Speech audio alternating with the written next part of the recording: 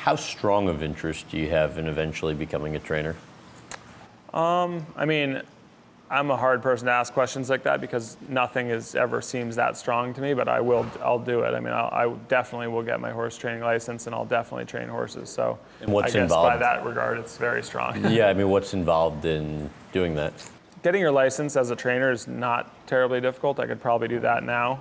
You basically, there's a test, there's a written test, and then there's a physical test of how you operate around horses. Can you bandage their legs? Can you, do you know which end the food goes in and which end it comes out? It's pretty basic.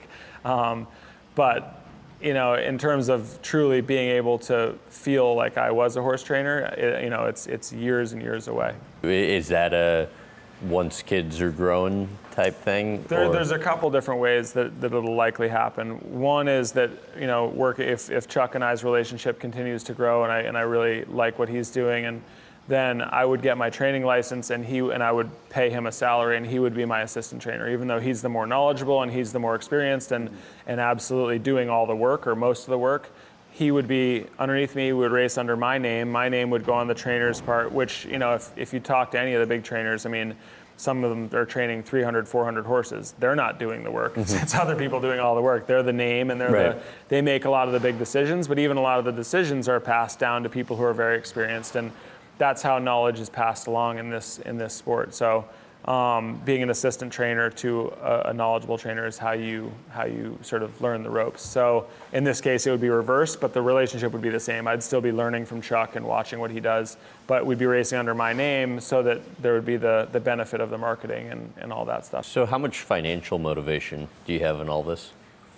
I mean, it's been incredibly expensive. I've spent an enormous amount of money on the barn, renovating, on buying horses. The horses are all expensive, even if, they're not expensive in the bigger scheme of the horse world, where I'm not spending $750,000 on one horse, but when you add them all up, it's incredibly expensive. And if you had to guess all in, what do you think you've? Well, I have no idea. I'd probably rather not say, but I have a partner as well, but it's several $1,000,000 total between us at the very least. I mean, enough that it's painful. Oh yeah. It's not one of those little side hobbies where I just don't have enough money to have this be that kind of side hobby. But again, I was well aware coming into it. You hear it from enough people that if you want to make money in horse racing, start with more money, and if you want to make $1 million, start with 10.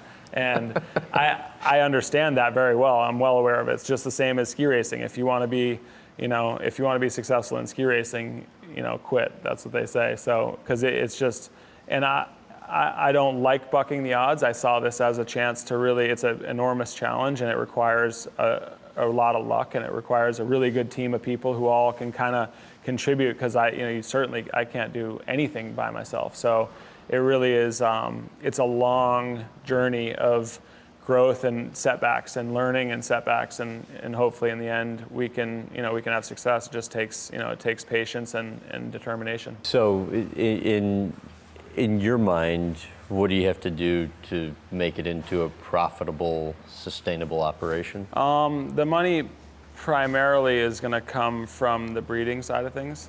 So that's the sustainable portion of it. I mean, I think if you ran a really tight ship with a stable, you could run a break-even type stable. You'd have to be super disciplined and you'd have to be doing everything right.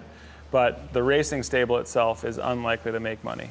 The prize money is not really enough to offset the cost of purchasing the horses and the cost of keeping them all fed and happy and grooms and all the stuff. That it's just expensive. So the breeding side of things is where the real bigger money is, and that's from stud fees. So building out the breeding operation, something that you'd and really being able like to do. The idea is to have it be a pipeline, so that the mares that I have that are good race horses, hopefully I can race them, have success, then put them, when they're ready to retire at whatever point, put them into my breeding operation and be able to benefit from the fact that I was able to get them to win races. Because the babies of mares that win races are worth more than the babies of mares who don't win races.